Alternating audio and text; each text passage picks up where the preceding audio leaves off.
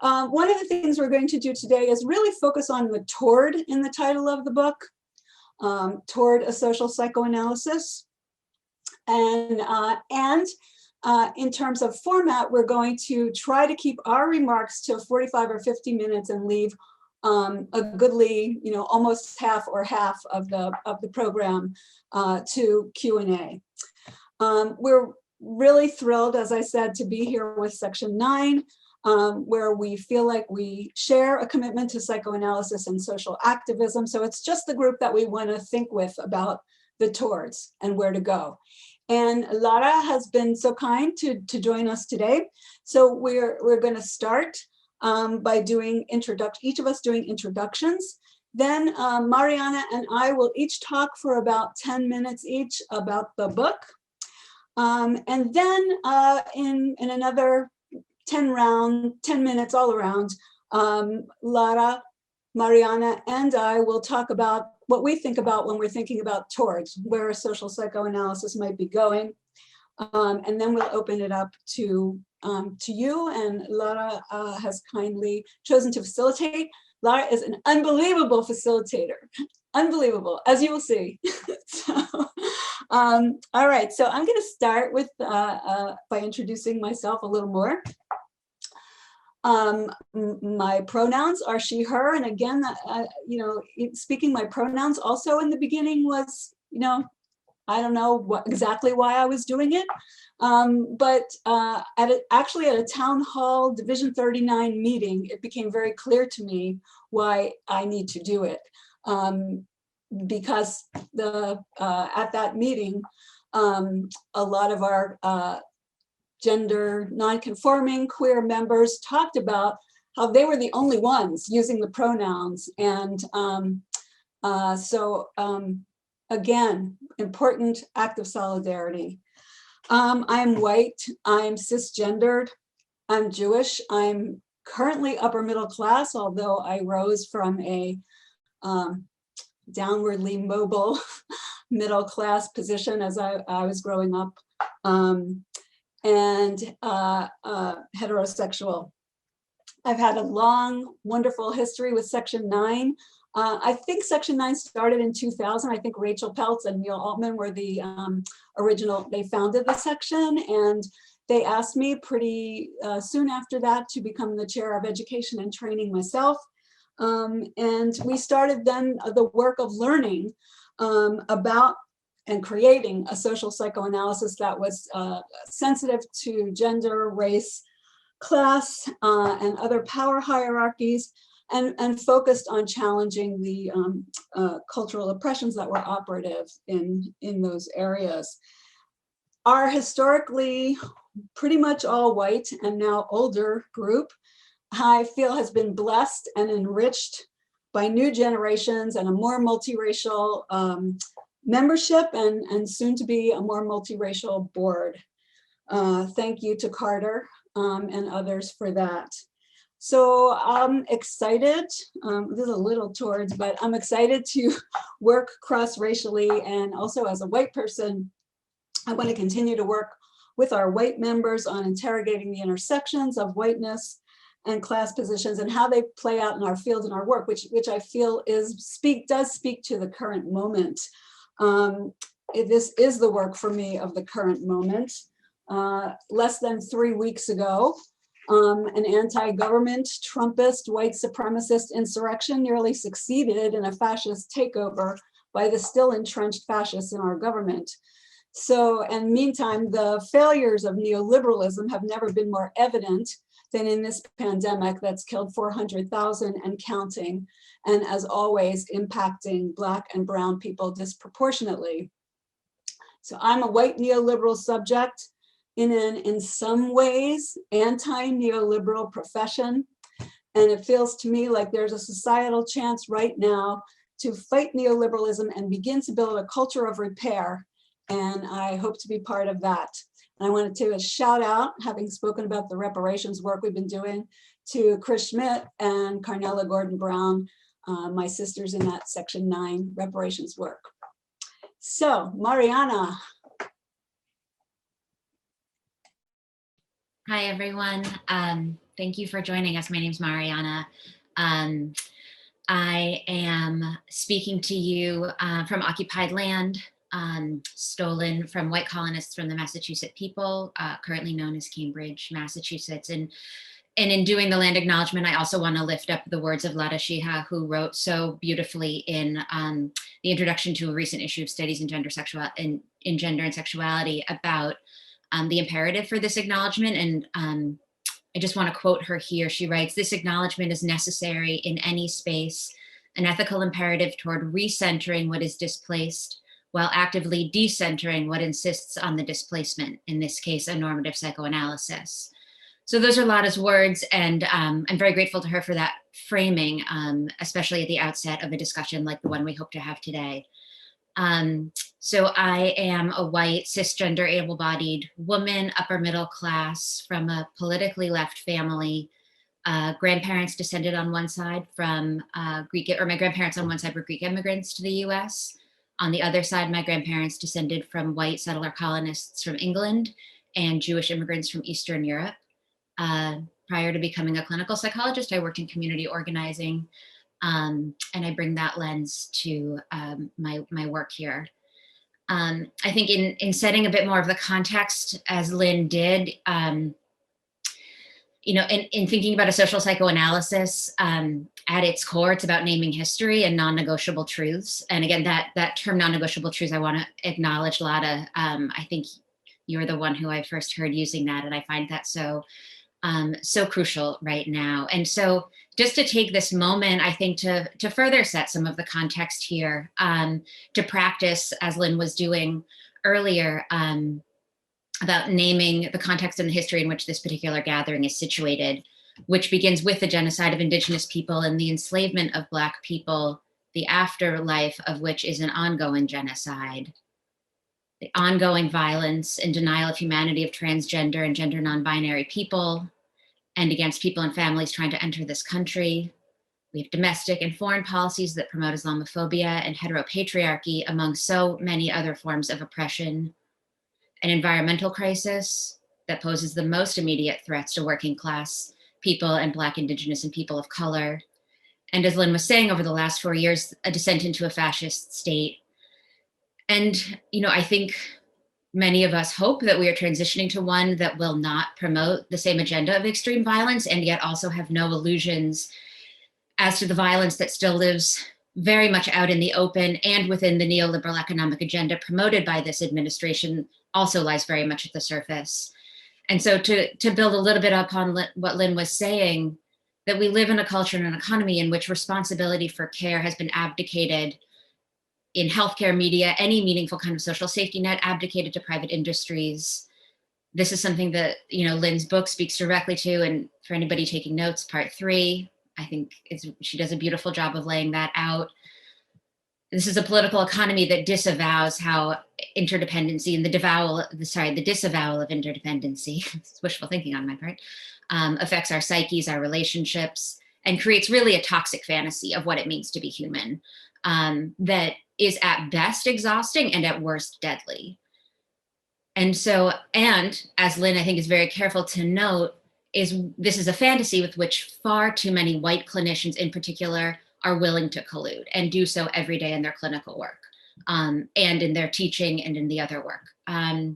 So that's something that we will discuss more. And finally, just in terms of setting the context before I pass this over to my dear friend and comrade Lara, we have the pandemic. And here I just want to offer a quote from Keeanga-Yamahtta Taylor, who wrote, "The pandemic has pulled what is hidden and buried on the bottom to the surface so that it can't actually be ignored. It is a radicalizing factor because conditions that have been so dire, now combined with revolts in the street," this was something she wrote over the summer, "might lead one to believe that not only is the society unraveling, but it might cause you to question what foundation it was built upon in the first place." So with that, I will transition over to Lara. Thank you so much. I'm just continuing to admit people I'll might take have a. I'll take Okay, over the thank you. connections while you talk.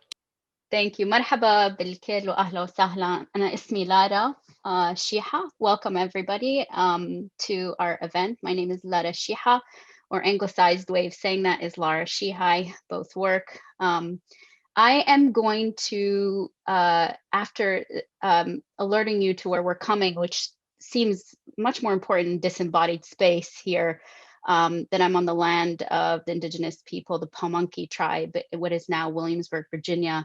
I'm going to bank my time for later to talk a little bit about who I am as a part of the Towards a Social Psychoanalysis and Anti-Oppressive work within psychoanalysis. But I'm so happy to see you all. Thank you so much for joining us and taking out of your time on a Sunday.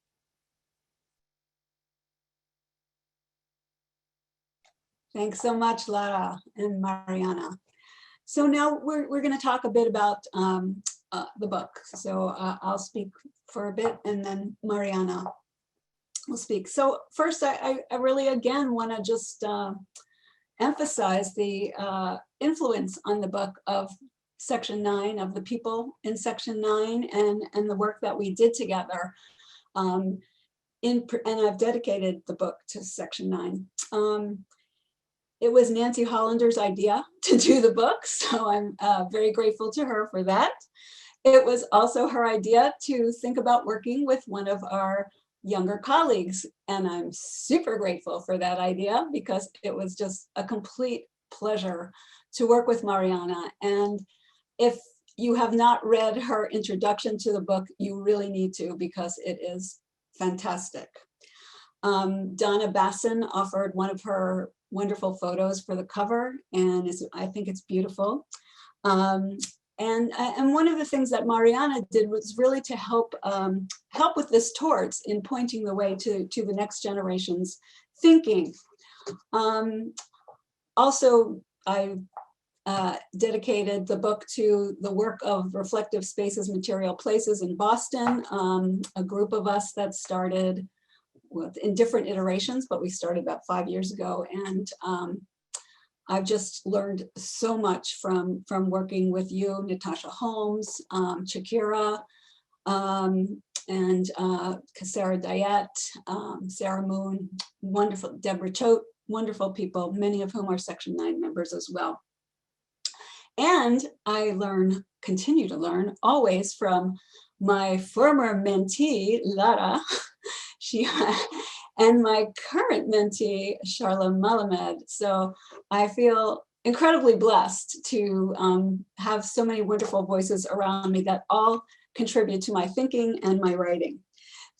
So I was an academic when I came, before and during I came to work as a clinician in women's studies and social studies in the 1970s through the early 2000s.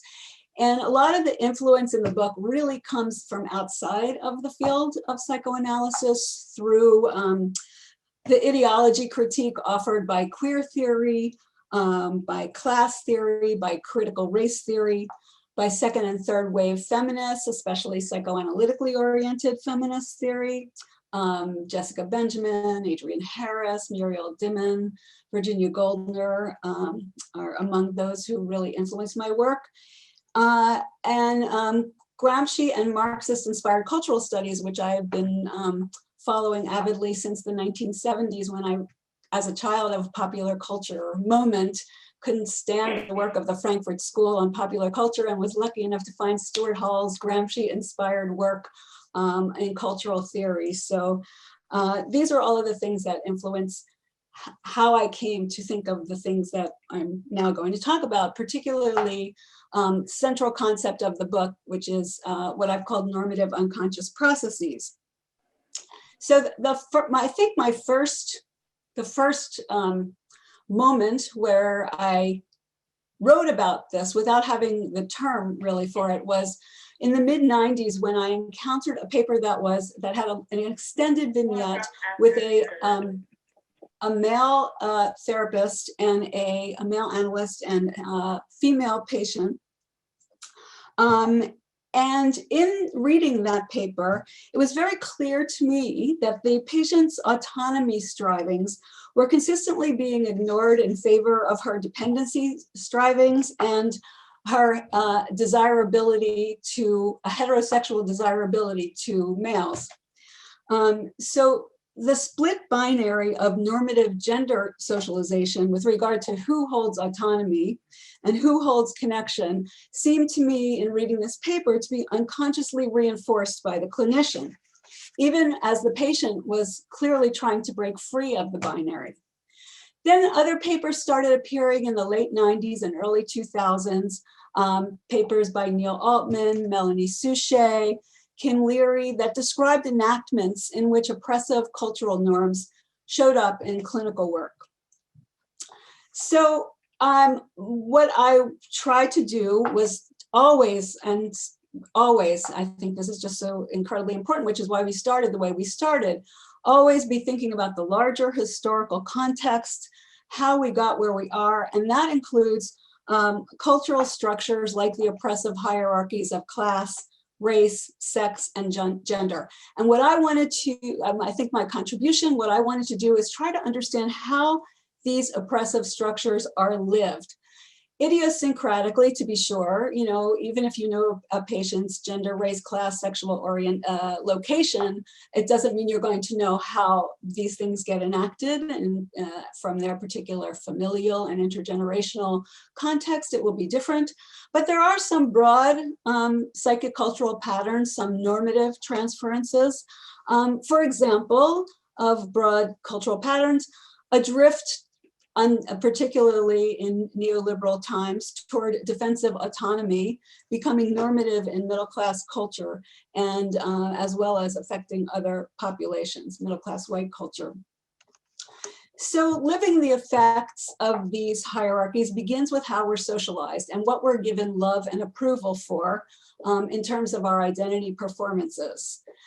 And I argue that the effects of these oppressive hierarchies are marked by a narcissistic wounding that takes place in relationships, what's getting recognized, what's not getting recognized as proper.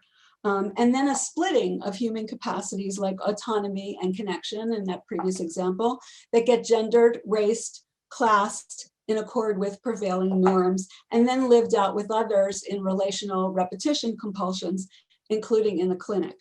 So in the clinic, the wounds of sexism, of racism, and classism either get challenged if we're onto them, or, and perhaps all too often, get legitimized as we enact a role as Orna Guralnick once talked about it as agents of interpolation. The book itself, as Marianna was alluding to, is structured in 3 sections. The first section has a group of theoretical papers, and most of those make the case, try to make the case for a relational psychoanalytic theory as the most promising version of psychoanalytic theory to deal with these wounds and their replication. But it also includes a paper that contextualizes and critiques relational theory as well. And running through all my papers, and particularly perhaps in that section, is a critique of the way our field and psychology in general splits the psychic from the social, thereby reproducing a certain kind of subject, and just in doing that. What I've realized more and more as I listen to the voices of my colleagues is that this isn't just an artifact of bourgeois individualism, which is what I always thought it was, a product of capitalism, but also of whiteness. Let's see. The second part of the book is are the papers that most specifically look at the enactment of normative unconscious processes in the clinic. And in this section, it's almost all looking at my own work, not completely, but mostly because there is a rather harsh fallout that I experienced when I critiqued other people's papers who I thought were replicating these structures.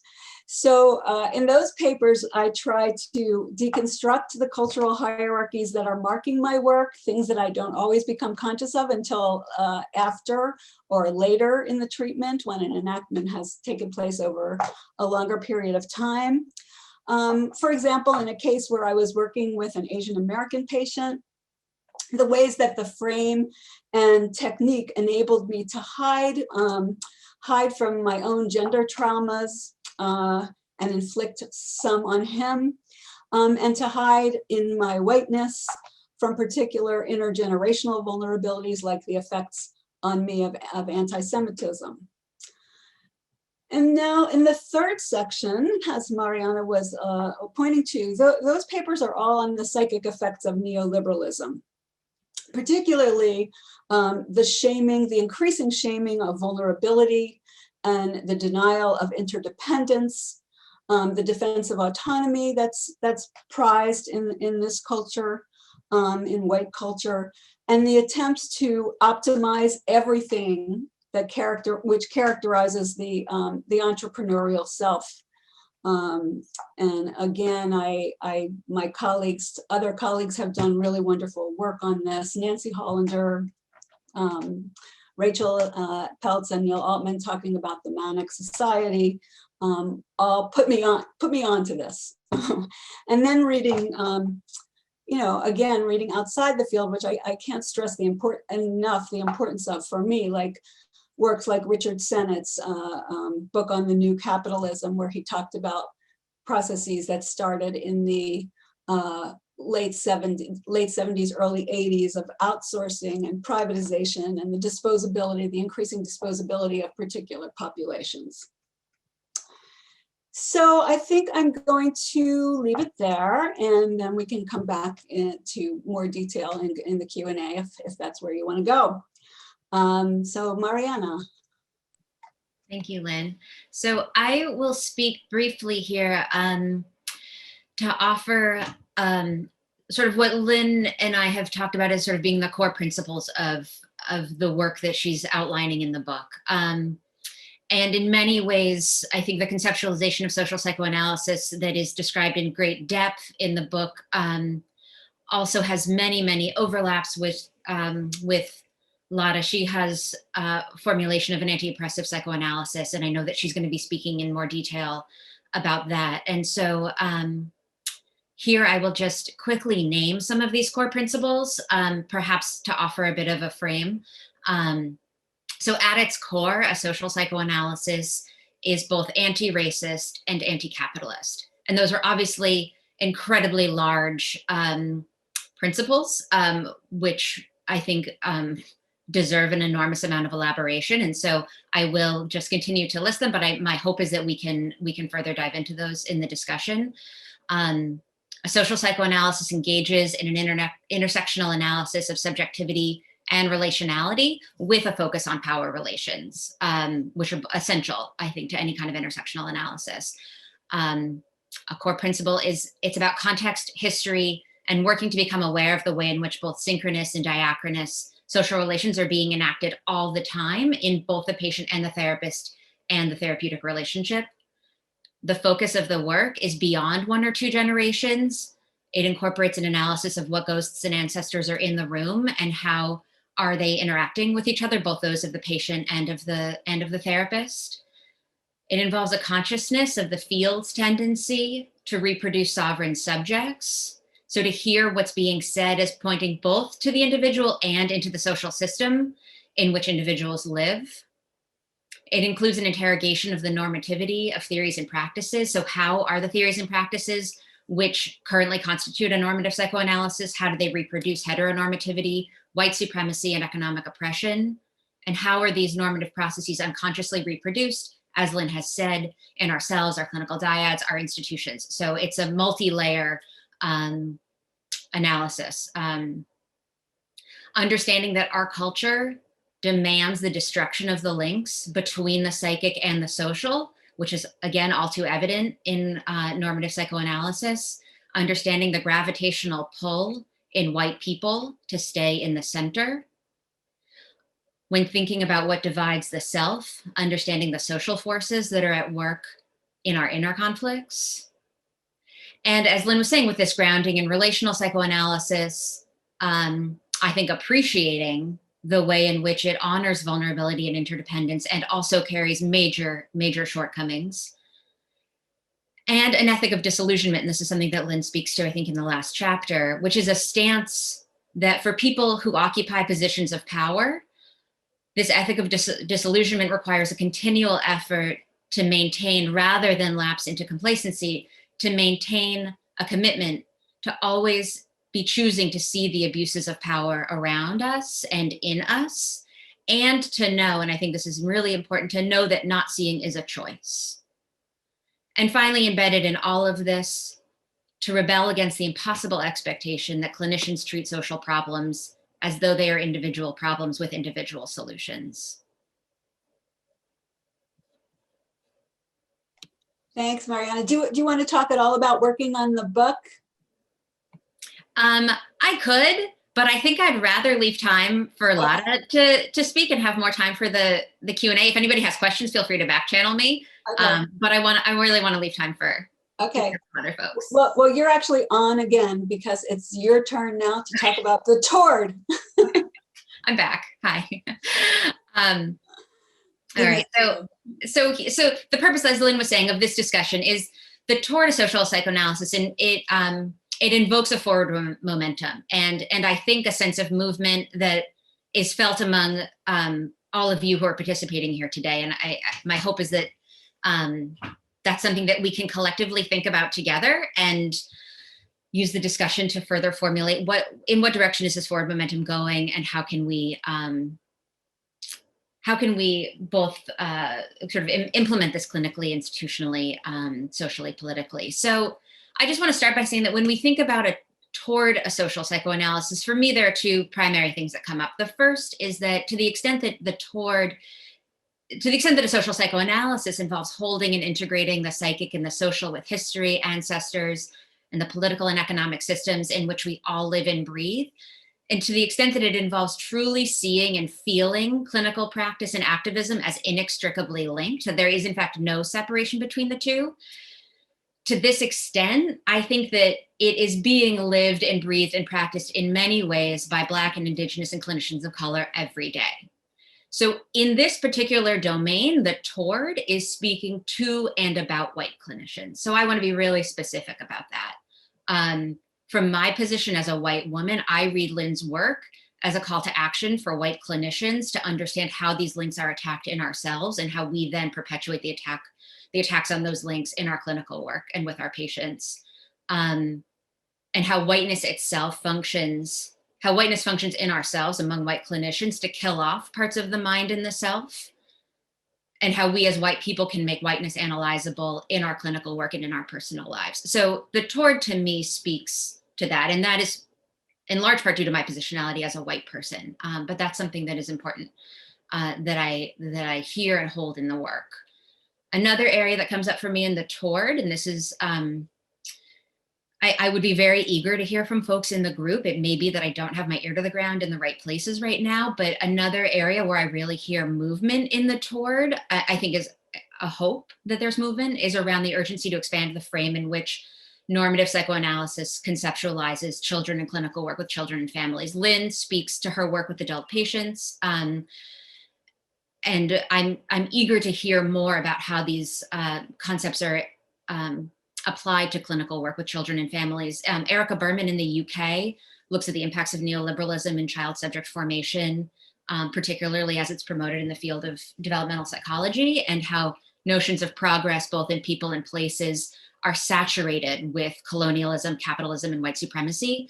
And here I think that social psychoanalysis is well positioned to challenge both the ways in which the entire discourse of child development performs social control and colludes with and maintains existing and violent power relations. I don't think psychoanalysis is doing that currently, at least in my experience, or to the extent that I'm connected, and am eager to hear from folks who may know more about that or know otherwise.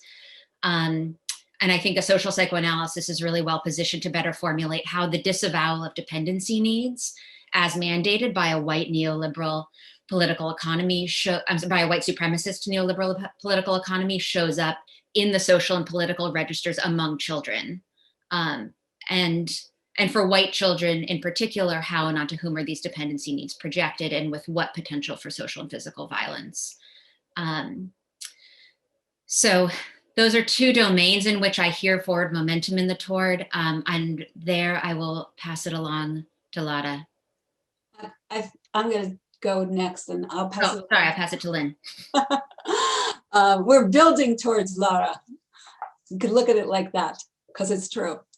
I'll pick up also on what Marianna was talking about. Unfortunately, it kind of came late to me to recognize that I was a white person basically talking to white people in the field, but I am certainly aware of that now, and that is part of the ethic of disillusionment, which brought me face to face with the history, not just of our field, but of the United States, more importantly, and the truth of that history, and the focus on beginnings of focus on whiteness. And so I think for me, in terms of a toward, and this is truly, all of it is the effect of what I was speaking about before, the cross-racial work that I've done in both in the reparations work that I do with the Reflective Spaces group, and in Section 9. As an older white woman, I want to use my power in this field in as much as I can to bring forth and center other voices and make sure there's a platform for other voices that have been marginalized or that are even newly really entering the field. Second, I have a continued interest in questioning what type of subject psychoanalysis reproduces unconsciously. And to that end, I've been reading a lot of the Afro-pessimism work, which I think is really important for us to read. Recently, so I used to be a literature professor, so I am a member of the Modern Language Association and had the opportunity to go virtually to their conference this year.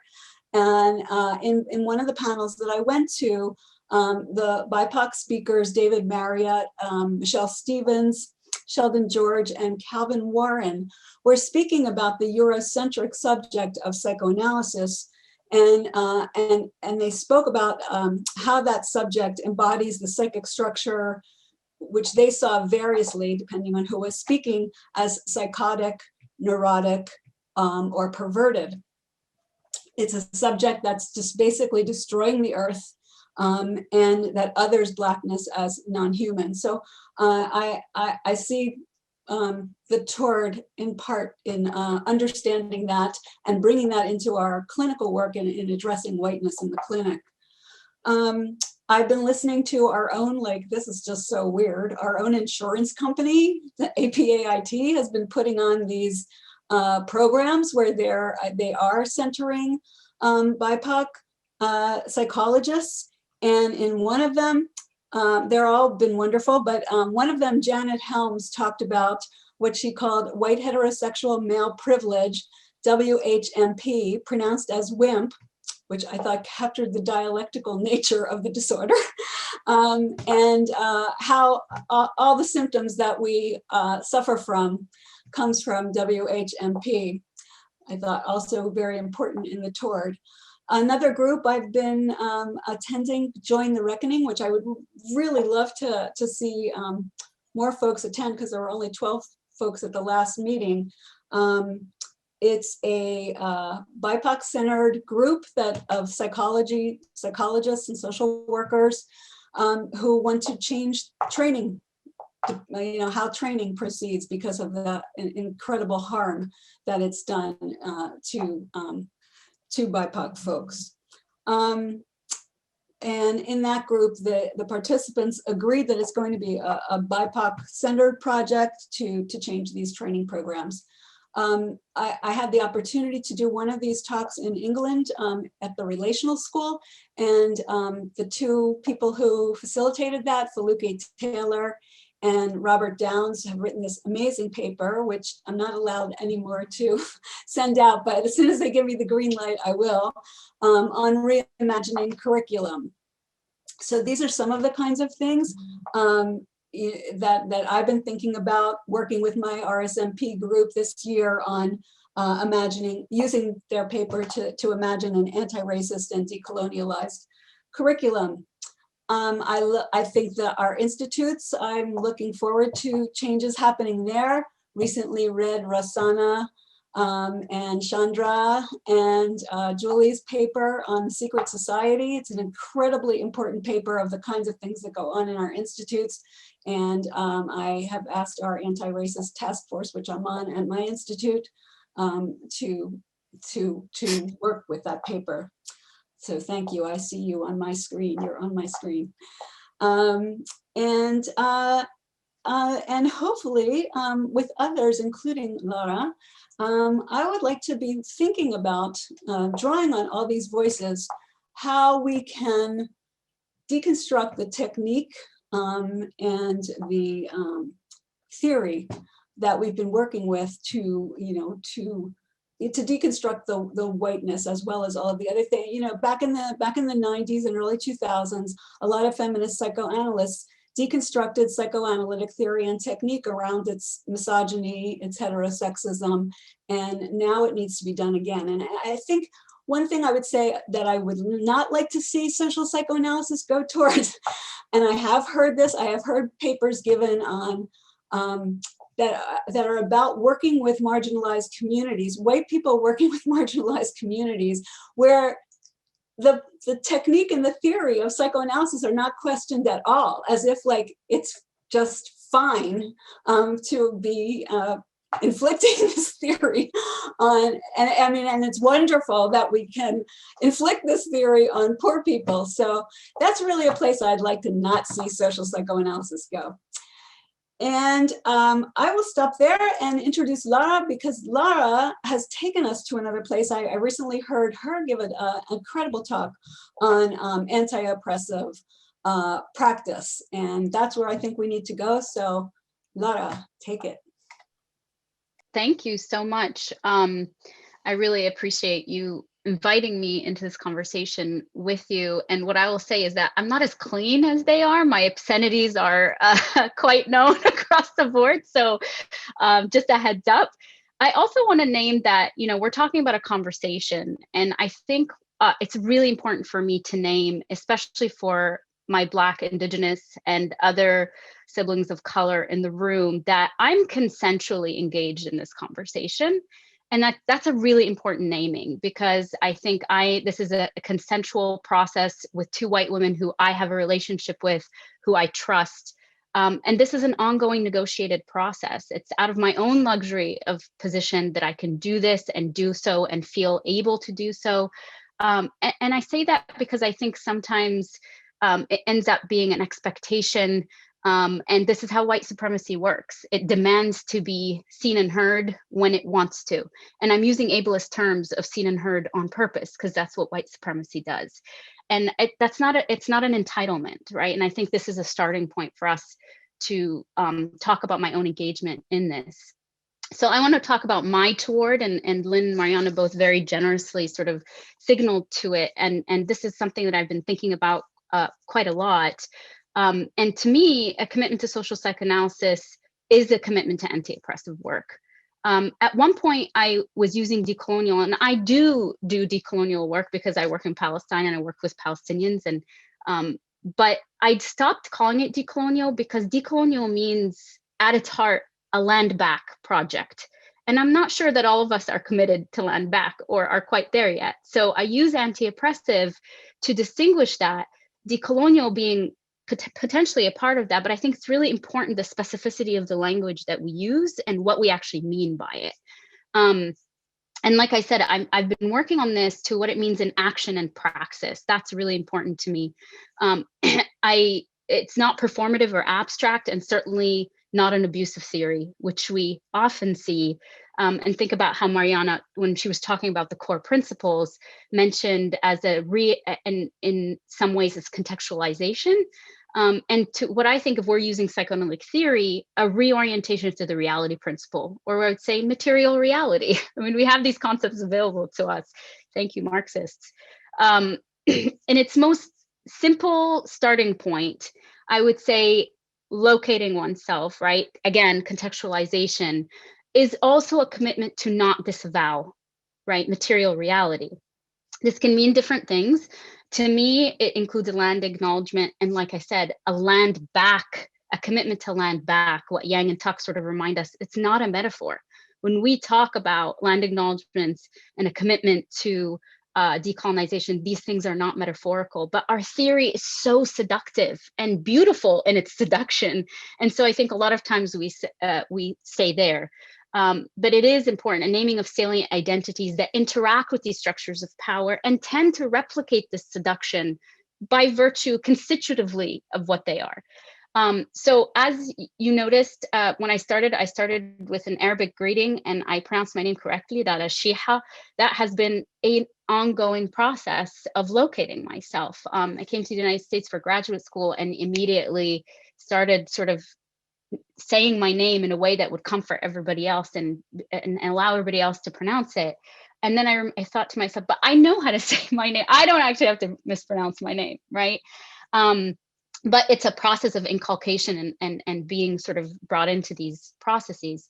I'm cisgender, I'm queer, I'm able-bodied, I'm an Arab woman, a post 9/11 immigrant currently with green card status in the United States. This naming process for me is not secondary. I mean, Kimberly Crenshaw had talked at one point, I saw a talk of hers where she said in Germany, they've like listed off 27 intersectional identities. And she's like, wait a sec, that's not what intersectional means. This is not just listing off identities. It's looking at the sort of crevices of vulnerability in relationship to power that make these identities actually legible, right, to structures of power and make people vulnerable. And so for me, it's not secondary and shouldn't be heard as pedantic or distracting, but rather a political act of recognition, emphasis on the political part of it, an attempt to actively hold in mind the spaces I take up by virtue of who I am and how I experience the world, and especially systems as a result. Land acknowledgement to me is central to this sort of working towards a social psychoanalysis, which to me is anti-oppressive, especially in a settler colonial state, which we are in. I located myself on Pamunkey land. I'm 2 miles from Jamestown settlement and 2 miles away from William and Mary, built by stolen and enslaved peoples. This is what is currently now known as Williamsburg, Virginia. It's even more important now against the backdrop of global onslaught of fascism, right? It's very easy to be US centric about the rise of fascism, but we see it everywhere. It's a concerted effort globally and marked by hyper ethno-nationalist and anti-immigrant rhetoric. So here we can see fluidity. A social psychoanalysis to me is also committed to fluidity in terms of historical context and specificity of historical context based on which land we're at and our relationship to that, and social forces and their importance changing. As Marianna sort of signaled to, I think a social psychoanalysis and how I would imagine an anti-oppressive work includes non-negotiable truths of history. And I would say to us as psychoanalytic thinkers or practitioners, don't be afraid of taking stances on non-negotiable truths.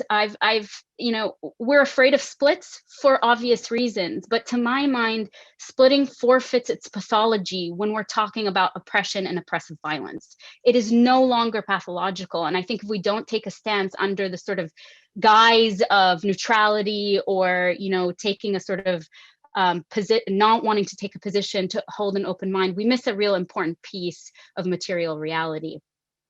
My non-negotiable starting point is ethical and attuned clinical practice in a settler colonial condition cannot happen without an ideological shift in the theoretical and technical basis of how we function. So oftentimes we have brilliant writers and clinicians thinking about the theoretical, and I'm always struck by how psychoanalysis forgets we work with a reality principle too. So the technical is often left out of this. This includes locating ourselves, but also as a whole profession within a sociopolitical history that's specific to the context of the United States. I'm saying this now because we're here, but we can think globally as well. And then, of course, intersectional experience within oppressive systems. So why is this important? Like beyond the actual words, all of us can sort of, and I love that Lynn, you sort of signaled to the fact that at some point, and it has to start somewhere, that you were doing it as an act of solidarity. And then there's a shift into actually an embodied feeling of like why this is important, right? Whether it's a land acknowledgement using pronouns.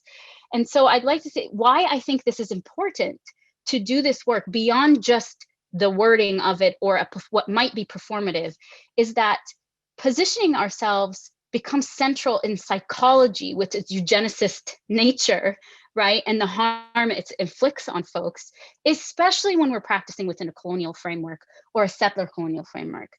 Because without analyzing the systemic elements at play, psychology as a profession, and then psychoanalysis further, works to dislocate and displace us, as well as the central working pieces of the struggles and challenges folks have. By constitutionally, I feel that it displaces us and dislocates us.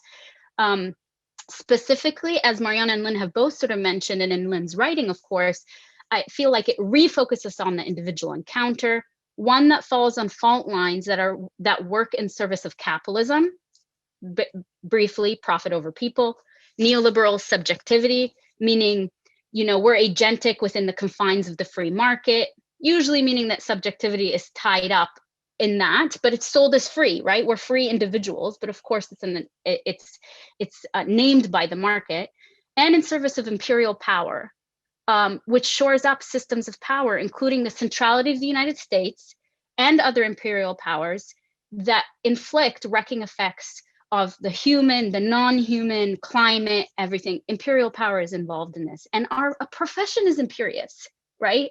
If we're sort of reflection of the imperial power, and we do end up being imperious in that. It also, if we're not looking at it this way, locates the problem within the individual. It displaces sociopolitical history and reality, and what Indigenous scholars already give us. This is not anything new, right? Indigenous scholars like Gone and Braveheart Yellowhorse call these racial traumas versus point-in-time traumas that we often think about. It also, if we're not taking this analysis of a social psychoanalysis or anti-oppressive work, we have the tendency to work on foreclosed possibilities, what decolonial work works against, especially with regard to health and wellness, and how we even conceive of ability and debility. So Puar or Subini Anama would talk about how we create debility if we replicate these systems. And what I mean by foreclosed possibilities is this sort of idea that's ideological, that everything already is as it is, and it will always be, even when we're working toward an endpoint, and we work within that framework. So working on a process and fluidity is different than that, right? That even with our ideology, by default, sort of creates an endpoint that's already configured before we even engage with it, even if that's unconscious. And working against that, we can think about fluidity as undergirding health, that there aren't foreclosed possibilities. There isn't a central and a periphery. It's always a sort of reproduction and reconfiguration of modes of knowledge, and a relationship and struggle with power within that, of course. And then what Lynne has offered us is a disavowal of our complicity in people's suffering, right? It's all out there versus happening in our clinics, which Fanon has given us way before this when he says we are all agents of the state. By virtue of engaging with the state, we become agents of the state. And we have a very funny way of disavowing that. And again, my sort of position is that this split, this disavowal, is ideologically based versus, for example, not having knowledge, right? A lot of folks will be like, well, I didn't know. I don't think that that might be accurate, especially at this point. We might think about it as ideologically based, and has been documented for us, especially by Indigenous scholars who've long advocated for historically rooted understanding of psychological struggles, with specific focus on the ongoing effects of colonization. So when we practice from an anti-oppressive stance that's based in a social psychoanalysis, this is my sort of toward. My sense is that we have an ethical imperative to sustain attention to the site of the clinic as a place of potential harm and violence. It is a place of violence. That's not to scare us, but to practice how to firmly place ourselves within reality. Therapy and our clinics should be an ongoing process of negotiated consent. We often forget this. That's foreclosed possibilities, right? Our ideological stance is that this is a place, or like the myth of safety. And within that, being committed constantly to decentering white supremacy, which works to locate itself everywhere. And here's the important part, and which ties into decolonial processes, as though it were native. right? It expels everything else and places itself as though it were native, making everything else peripheral and making us forget what truly was there before. And this, I think, might happen even more, especially in disembodied space. So we can think about how much more likely we might be falling into that. This ties into the myth of safety, and I'm almost done because I really do want to open it up to question and answer. The myth of safety, our room and office and space oftentimes is considered as existing outside of systems of oppression. Even if we cognitively understand that, the way folks practice or regress to a place of forgetting that power exists, we see it over and over again. You can talk the talk and do sort of all the work and the thinking, but when rubber hits the road and white supremacy really is right there, there's a regression to a place that our office or we are actually outside of systems of oppression. We can offer safety, right? Our space offers safety. Our clinical space is safety. I think, to me, that's another fancy way of saying purity, and also disavowing our own responsibility in suffering, like Lynne would say, and promoting a split between the self and the social, which has particular disproportionate effects on Black, Indigenous, and people of color and other marginalized folks. And here I'll give a shout out to my comrade, Steve Portuguese, who wrote an article on neutrality and said that between 1920 and 2003, the word psychic reality showed up in our literature 1,700 times, and political reality showed up only 39 times. So again, even when we're committed to thinking about these things, we're still fighting that split. And I think that's in shoring up of the sort of white supremacist ideas. In wrapping up, I think this towards social psychoanalysis for me, and also what anti-oppressive clinical practice looks like, at the bottom line is a commitment to reclaiming disavowed truths. There is no health, right? If we're in the business of health, psychically or otherwise, and I say this with an understanding of the construct of health, of course, right, as a capitalist notion of productivity and all of that, we cannot conceive of health without reclaiming disavowed truths and attending to the white supremacy on which those disavowed truths sort of was built, right? That sustains and replicates itself when we commit ourselves to disavowed truth. And then perhaps, and I'll end there, but perhaps we can talk more in Q&A what that actually looks like for you all and how you've conceptualized that and what it means actually technically. Thanks so much, Lara and Marianna. And now it's time to turn it over to the rest of you for questions or comment, or you're talking about your own toward. And can I just say, yeah. I'm going to be moderating this. So just a heads up to everybody, you can use the hands up function depending on your program, on your Zoom, on your computer. The hands up can either be under participants or reactions. So if you don't find it under participants, you'll find it under reactions, just depends on your computer. If you are comfortable with asking your question live, please put your hand up, I'll go and I'll ask you to talk. Or if you're not comfortable with that, just type it in and I'll try to keep up with it, okay?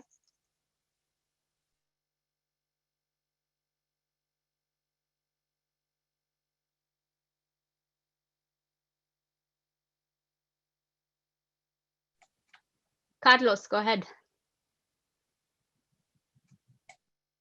Hi, everybody. Thank you for all the presenters. I really appreciate your presentations and everything you're doing. I fundamentally agree with everything you're saying.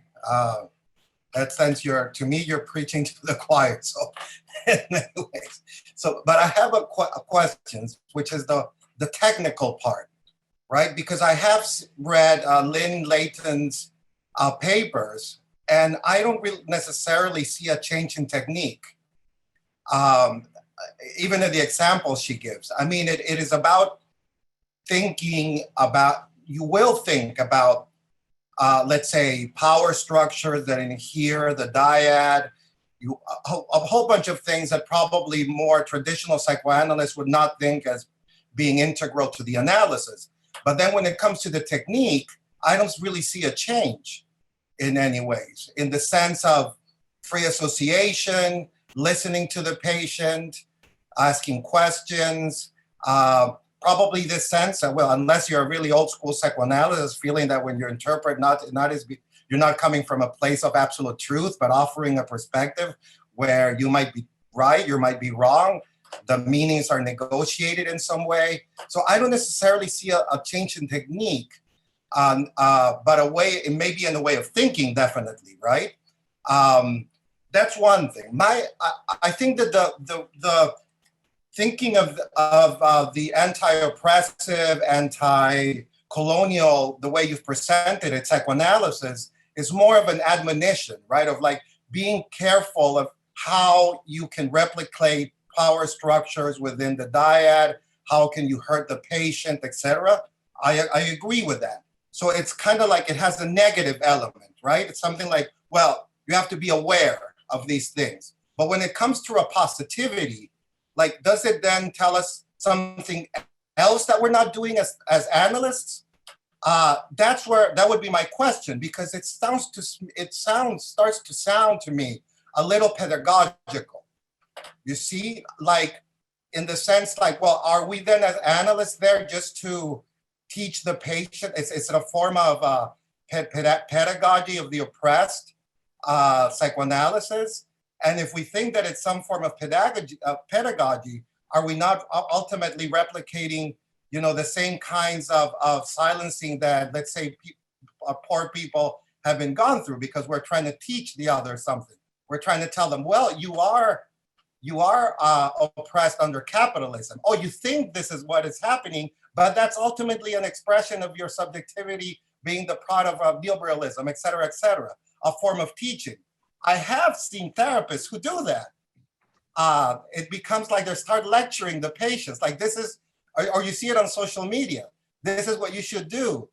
You're oppressed, this or that. I don't think that's what you mean. And I think that's actually very dangerous, because it is a form of replicating a power structure, because then you're the one who knows. So what if a patient willingly chooses capitalism and embraces it, for example? What if somebody embraces whiteness fully? What are we going to do? We're going to say that that's not a possibility? And the last thing that I think worries me is that you use too much a language of the will. And I think that excludes the unconscious, at least as I see it. For example, when you say not seeing is a choice, I don't think that's not seeing is always a choice. Disavow, the registration, the repudiation of reality, I don't think it's a willful not seeing. It's a form of not seeing, but I think it's beneath the will. It's a more automatic process. The same as with consent, negotiated consensus, constant negotiation of consent. What about the unconscious? How can we constantly be negotiating consensus when there's such a thing as the unconscious, right? Which is what sabotages any possibility of consent or consensus. So let me just add, so some of my, again, I'm just trying to be problematic. No, this is important. This is part of it. But let them. I agree with the theory and everything, everything.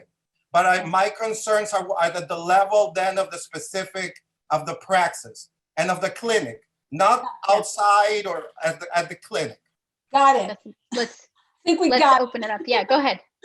Okay, I'll start. I would say this, in terms of technique, that is part of the toward. I think this is something that has to be ongoingly looked at. However, I would also say, early on, I said that I think relational psychoanalysis is the best placed to do the work of bringing the psychic and the social together. And one reason I think that is the case is because it acknowledges that there are two unconsciouses in the room, not one, that it's very attentive to processes of enactment.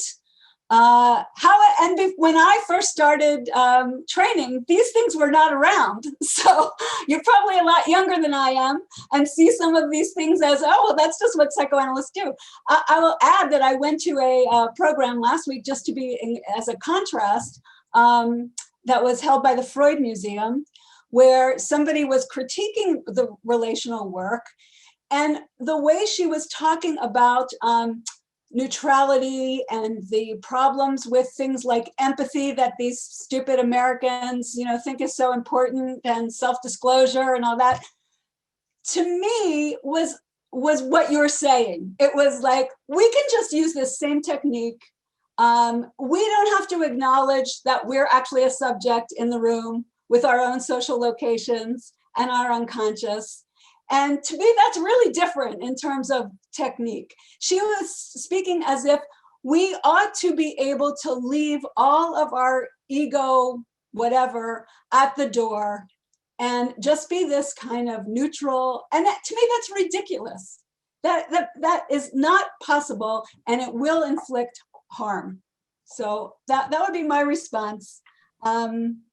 Yeah, Lara, I think you might want to speak to this too. Yeah. I agree with you. I think we have to keep all these things in mind, the subjectivity and everything. Fully agree. But I don't think how that very different technical choices. Another example, Nancy Hollander's incredibly wonderful paper on who is the sufferer and what is being suffered. She presents first her work with the patient in a normative psychoanalysis, where you're reproducing the sovereign subject of neoliberalism, but then pushes further, having been able to hear, and I think this is the seeing and not seeing, having been able to hear what was being racially occluded in the case, and then starting to bring forth a different kind of subjectivity. So, yeah. So I think this is the place, Carlos, to speak to your thing, and then I see a couple others with their hands up. I agree and I don't agree with Lynne around relational psychoanalysis. She and I have had ongoing conversations about this, but this gets to your point about how the unconscious structures everything, of course. And I think my actual critique of relational psychoanalysis specifically is that is what is said and often not what is done. And what we end up seeing is that the second the unconscious comes up against white supremacist issues, there's a regression to the one person. We're like, oops, this unconscious doesn't exist anymore. This is this is no longer a relational process. It becomes just within the psychic place of the patient. To your question of technique, in some ways, honestly, I want to hold a cynical view. I think as a profession, we forfeited our privilege to talk about that immediately. I think this conversation needs to happen first, right? Because we see this on our listservs. We see this everywhere. You and I can be in conversation, and we have been. And then the people that are sort of most progressive in our field come out with these incredibly racist, just completely, off the hand comments, and refuse to engage in the actual process of thinking through this on a structural level of our field.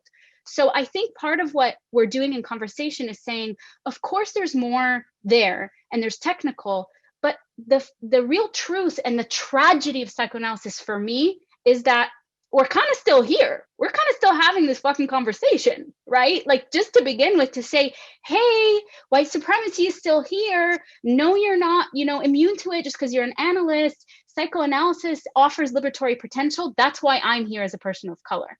And what are the ways in which you subvert that process? What are the ways in which you actively work against its liberatory potential in the room and otherwise?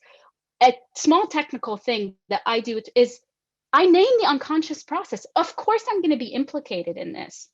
And I think that many of us think about, we want to do that. And then many of us end up in the position of struggling internally about how that's not psychoanalysis, which is what Lynne's whole thing is. So we end up being, all of us, I think, can conjure up memories of ourselves in our clinic space, in our chair, thinking, man, I just want to fucking say this, but that's not psychoanalysis. This is something else. We're bringing something else in. We're bringing ideology.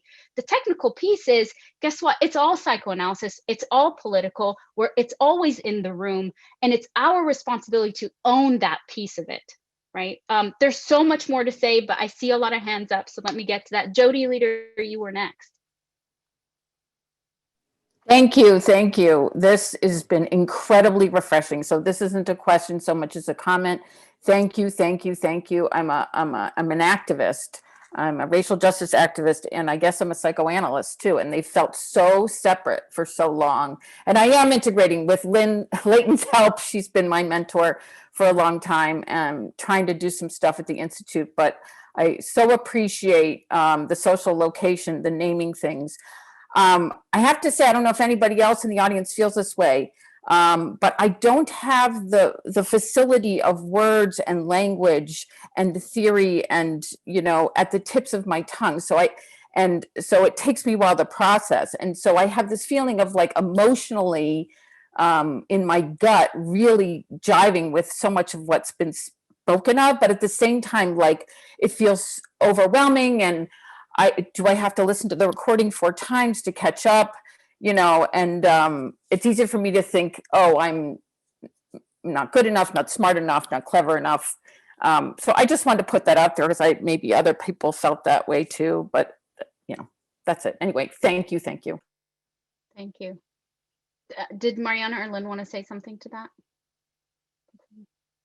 Yeah. It's a function of an oppressive process, I think, that you end up feeling discombobulated and then ashamed by it, as these things aren't natural, are made unnatural, let me say. Benjamin Fife, you were next.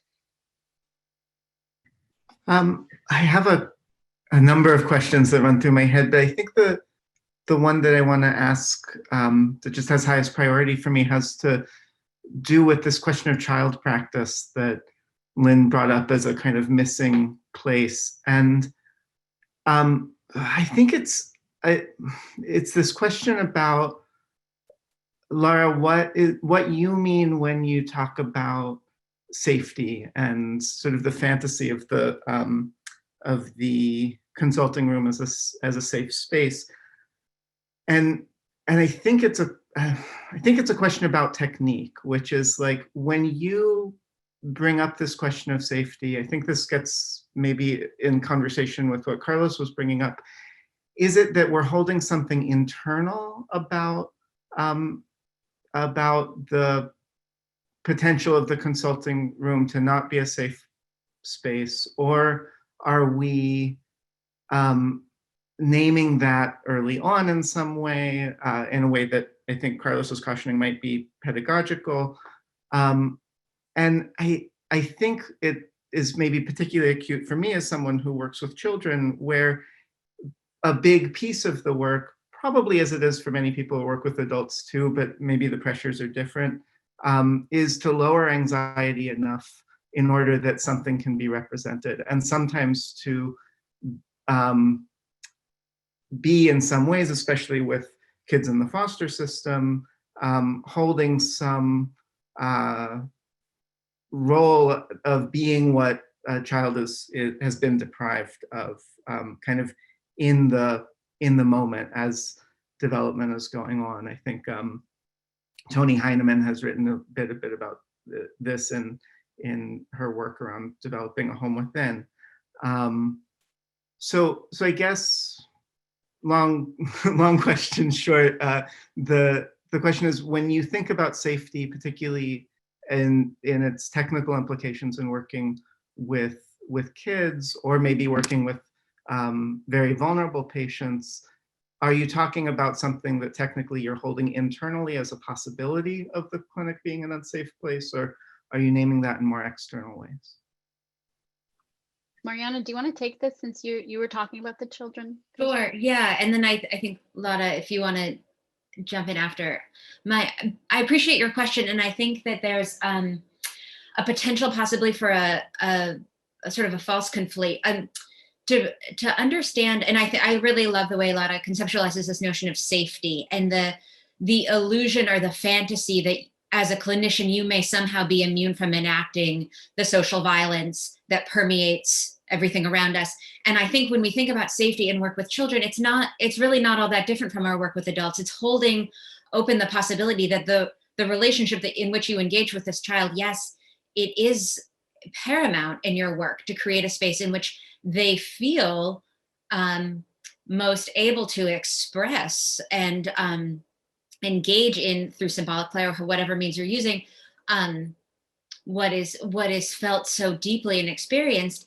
and yet also holding that there's no possibility that these mechanisms, these dynamics, this type of violence won't still permeate the space. And so I think it's a yes, and that you're correct that, of course, right, ideally we are lowering anxiety such that engagement can be deeper and more profound, and also holding internally and potentially naming. And I think, again, there's this sort of a binary around like analytic work and pedagogy. And back to Carlos's point, like, yes, there are ways in which engaging in a certain form of teaching in therapy can be certainly quite oppressive.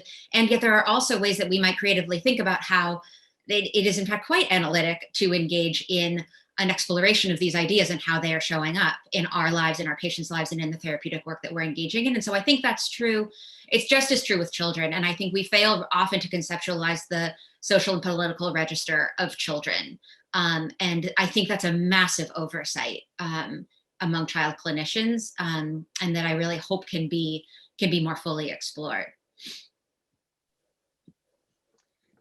So I just wanted to respond about the safety piece. I think what I mean by that is that we have to, in a very sort of militant revolutionary discipline kind of way, if I may, contend with our violence, right? And our violence as a field. And what I mean by that is how we orient ourselves. Like Sarah Ahmed talks about an orientation, an ideological orientation. And I think we have an ideological orientation towards ideological saviorism. And what Leilani Salvo-Crane and myself, in a chapter we just did about, liberatory practice with immigrants around trauma, right? Like a rethinking how we think about trauma work with immigrants in the context of this country, we talk about an ideological misattunement. Our theories are ideologically misattuned sometimes with material reality, I would say oftentimes. So to your question of technique, you said something that made me, that I will use, not to put you on the spot, that just sort of sparked my thinking process. You said, sometimes when we're working, we have to do a technique to sort of lower the anxiety enough that we can think through, right? And my question would be, or my call to us would be, that I struggle with all the time is, to what end are we lowering the anxiety and for whom, right? And is there actually a liberatory potential in the true all-encompassing embodied feeling of that anxiety as symptomatic of the structures of oppression that the child is there, particularly if you're working with kids in foster care, particularly if we become an arm of the state to discipline bodies and create debility, to disembody and dismember what Nadira Shalhoub-Kavarkian, who is a Palestinian clinician, talks about, dismembering families, right? We're involved in that. And we have to contend. Maybe that's the anxiety that comes up in us, right?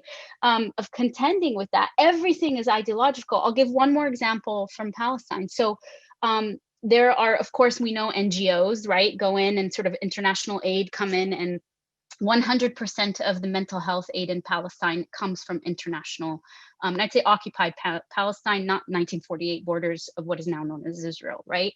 West Bank, Gaza, occupied Jerusalem, 100% international aid. There was a study done by Save the Children, which is like thought of as like incredibly wonderful. And this is part of the problematics of our field, right? Haiti would say otherwise, but let's look at, what people generally think about sort of international NGOs and the such, is that there was a study that was said that basically when they imported trauma principles into Palestinian schools and asked children to, even unconsciously, back to what Carlos was saying, to choose their individual process over the collective, what we would call sumud, a militant sort of protection that offers buffering against ongoing oppression, they actually started showing more symptoms of trauma than not, right? And that runs counter to what we might be thinking, is that our sort of ideological misattunement might say, even in me being available here, there are ways I can speak through this, but the way that I think our field is structured would have us import things that actually run counter and create debility. This is what Puar and Anama might say is debility on purpose. Toward what end? Right. I just want to briefly tag onto there that I think it would be helpful for us to think of every single one of our constructs, from love to empathy to whatever, as ideological and as historically shifting in meaning depending on what cultural context they find themselves in and to which group they want to be restoring psychic equilibrium to. I guess then that for me, if it's okay, that brings up a follow-up question that might seem a little weird, but you might want to get to other. Yeah, let me get to other folks. If you want to write it in the Sure. the chat, just so folks know what you're thinking, that would be awesome. Next in line was Elon Cohen. Hi, thank you so much, everyone. This is like a great talk and a wonderful community here. And I'm curious about the ways that maybe, I'm actually just curious about the speaker's sort of take on how ideas like saneism sort of factor into the equation here. I was really struck by the conversation about the safety of the office and how it really, that's a myth in many ways.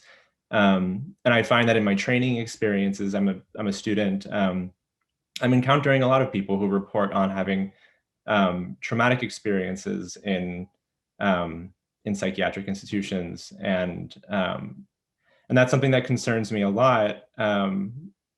So I'm sort of, and it's interesting because I'm curious, like the sort of the work of like the consumer ex-patient survivor movement in the 60s and 70s, and sort of nowadays, like a lot of interesting takes on madness coming from the critical disability studies scholars, like those sort of issues would be in my towards, and I'm curious to hear what y'all think about that.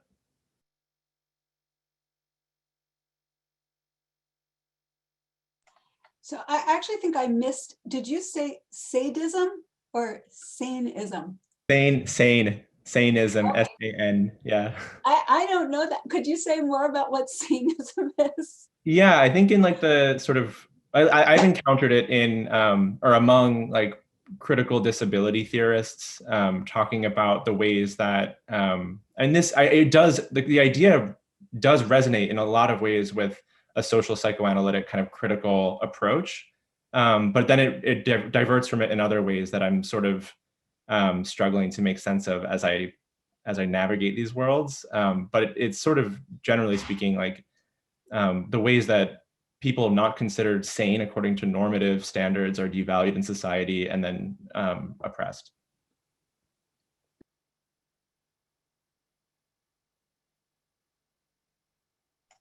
I mean, I think just to connect it to earlier parts of the conversation, one of the things that came up in these recent meetings with Join the Reckoning is how harmful training programs are. And several of the BIPOC folks who spoke, who are therapists, talked about how sort of the edifice of what we think about as mental health does not work with people that they see. And so it doesn't answer any question that you're asking, but I think it connects that, again, all of these normative ideas about health and sanity really have to be questioned. And who's the perpetrator? Who's the perpetrator? And who's the victim? You know, I think Lara was talking about saviorism. I think we see us as not as perpetrators, but we have such incredible power to make someone feel sick.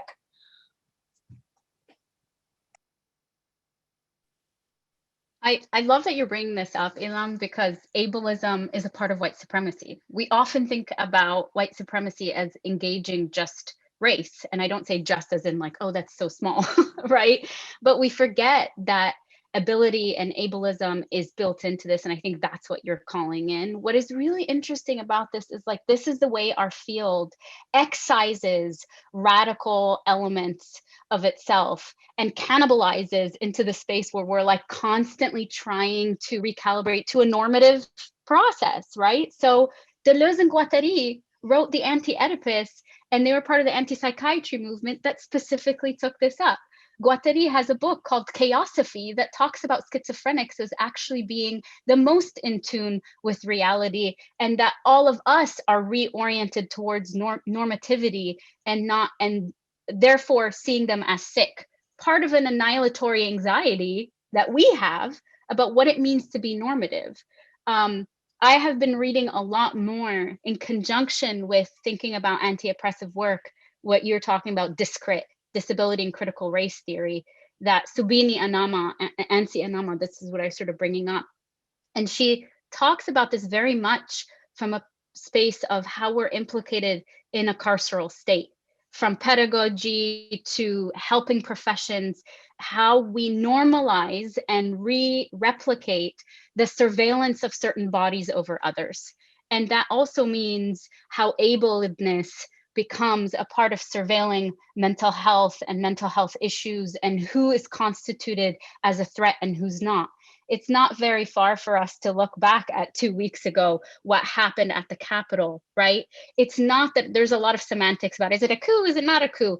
I think the issue is that the fact that there was a will to power enough to imagine that they could come into the Capitol is enough for us to see what an ableist society does, right? The Black Panther Party didn't even try to do that. And they were constituted as the most dangerous threats to the United States, right? And so I think this is where these things do come in, and our clinics are a natural extension of that. It oftentimes feels like we're talking in abstractions, but Lynne's work specifically is like, hey, hold up, no, actually, this is us. And I think this is what's oftentimes disavowed. And that includes graduate training, by the way, the exploitation of graduate labor, the way that our curriculum is set up, the way that we even orient folks to the field, what we leave off of our syllabi, what we think about, how we are champions of cis heteronormativity and ableism. We are, right? Our diagnostic principles and our diagnostic manuals and everything else, right?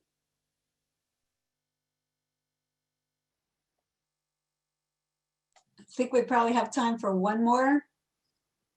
What do you think?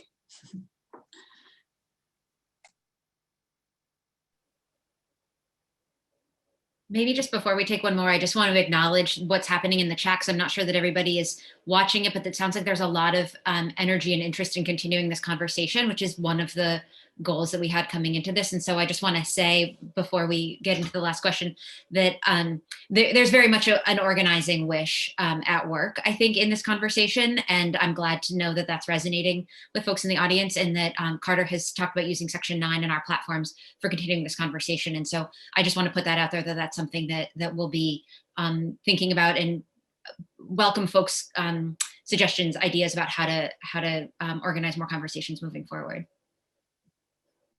And we can do that by sending out an alert to everybody who has signed up. Perfect. So you know. Go ahead, Nicholas. Hi, I'm Nicholas. I'm non-binary and white and originally from Appalachia. And I'm located in Oakland right now, but heading back east to New York soon. And my background is in gerontology and critical gerontology. So I think a lot about how ageism is an attack on a future self, and also an attack on intergenerational collaboration, which is so important for organizing against oppressive structures. Some of my work right now is looking at abolition and asylum as analytic items in the room. But my question is about my Appalachianness, and how do we build coalitions and work in very unsafe, under-resourced white spaces? These are spaces that I'm afraid to return to. And I'm wondering who on the left is willing to go into these places that are so Trump-centric and do some of this really important work.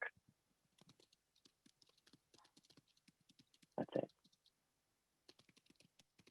I'd open that up to the group. Yeah, it's a great question. I've gotten a lot of emails from people, including at least one or two people on this call, saying like, how do I do that? So it seems like there's perhaps will and curiosity and desire, but fear and uncertainty and a lack of infrastructure. Yeah, I don't know.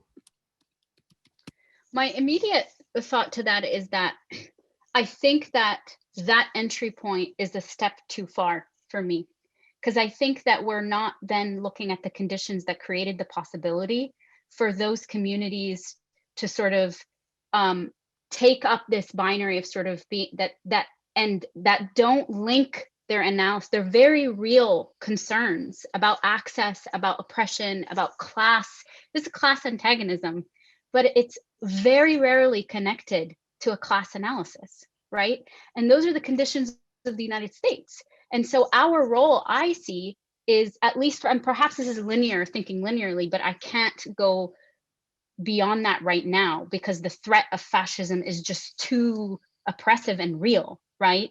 That I think first our role is to not shy away from these conversations around the conditions that create fascism, that create a sort of working class, even though we know the folks who stormed are not all working class. That's a myth too, right? So what are the conditions that create that narrative? And what are the conditions in this country particularly that perpetuate a class split where folks, white folks, particularly folks, working class folks, will vote or side with whiteness over class, right? Those are specific conditions. And I think our role is there. Our role is in abolition movements. Our role is in speaking to these things. Our role is in anti-capitalist, anti-imperialist. I don't see psychoanalysis as living or forging livability without us actually being part of that, right? So, and I also think that this speaks to the question that Carlos asked earlier, sort of the technique question. Again, I'm not sure if it's actually technique or some kind of widening of consciousness, but it ends up being technical. It ends up being a technical difference.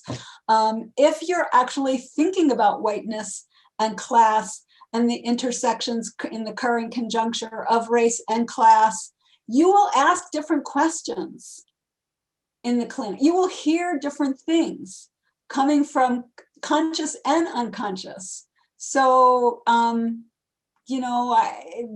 what immediately came to mind with Nick's question was Jonathan Metzl's book, Dying of Whiteness, that makes some of these really important connections. So, you read something like that, you will ask other questions. I agree, but that's not a difference in technique. It's just asking other questions. That's my point. Well, can I also let's sort of look at the process also. Yes, Metzl, awesome, but let's be global citizens, and that's your point to technique, Carlos. Is that there are folks in South Africa having been doing this for ages. They're working on decolonial process. They're saying, how do we do, right? Like Kapano Ratelli is talking about an African psychology. Shoshi Kessi is saying, how do we do a psychology for us, by us? And what does that mean in terms of technique? There are folks in Palestine doing this work. There are folks on the ground in UK. You said Fuluke, right, is thinking about this. I think part of the dangers is getting stuck in this US-centric process, which only is, to me, in favor of white supremacy, imperialism, and the rest, that forgoes possibilities of, we don't have to reinvent the wheel, folks. That's what community is about. This is what we're here, 137 people strong. We're 114 now because we're at time, but we were 137 strong at one point. And community and struggle are the things I think that will take up these questions and think about it. Stephen Knobloch, my friend, I'm so sorry we didn't get to your question. We're hoping for a follow-up. Lynn, I'm going to turn it over to you and Marianna. And I would be happy if people want to, speaking to Jody's question about things that you want to understand more about or whatever, email me. I'm happy to talk with you further. Yes, I think we all welcome further conversation at all levels, including the broader group level, and extremely grateful to everybody for taking your time today to be a part of this conversation. Yeah, and join us in the work of Section 9 too. I think somebody just put the link, perhaps Carter, our president, just put the link into connect. Yeah, you need to come. We're going to do a bunch more cool stuff. It's going to be great. Yes, and yes, the chat is saved. We'll send out the video because we are and sort of also doing closed captioning. Everything will be saved, and the chat. I've set it up to save the chat, so I hope it works. Thank you so much, everybody. Thank you, everyone. Thank you. Thank you, Lynn and Marianna. I really appreciate it. Thank you, Thank Lara. Thank you. you, Lynn.